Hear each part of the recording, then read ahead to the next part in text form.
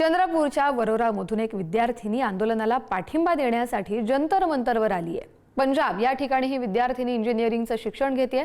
दिल्लीवरून पंजाबला जाणाऱ्या ट्रेनला 3 ते 4 तास असल्यामुळे त्यावेळेत या मुलीनं या आंदोलनाला पाठिंबा दिला। स्टेशनवर वेळ घालवण्यापेक्षा दिल्लीतील आंदोलनात सहभागी होण्याला या विद्यार्थिनीनं पसंती दिली। या ठिकाणी आलेली आहेस, नागपूरवरून कधी निघलीस? तुझी स्टोरी आता सांग नेमकी। इथं तू एवढा वेळ कमी आहे तरी देखील तुला या वाटले? चंद्रपूर आणि नागपूरच्या मध्ये येते जवळपास, त्या चंद्रपूर नागपूर हायवे जवळ। तिथून सकाळी 7ला निघाले मी काल आणि आज सकाळी 4ला 3:30ला इकडे पोहोचले मी।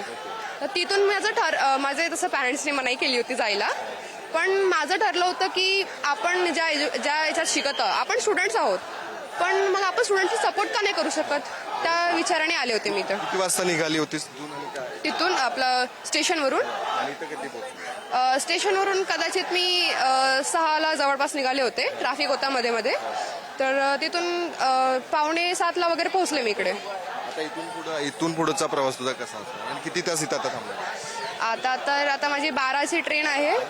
तिथून मला कदाचित मी आता दोन तास थांबणार इथे 10-11 पर्यंत, मग मी निघून जाणार। हा, मला इथे सपोर्ट करायला यायचं, जेवढं होऊ शकते माझ्यातून इथे योगदान द्यायचं होतं मला। हा, नक्कीच। खरं तर चंद्रपूर मधल्या वरोरातून या पंजाबमध्ये शिकायला ही मुलगी आहे।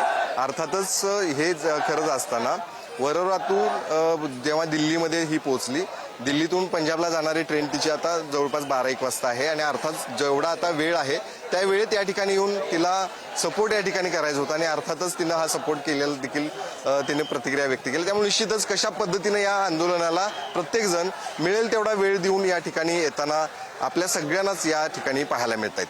कॅमेरामॅन विजय देशमुखसह मी शेखर पाटील, पुढारी न्यूज, जंतर मंतर, दिल्ली।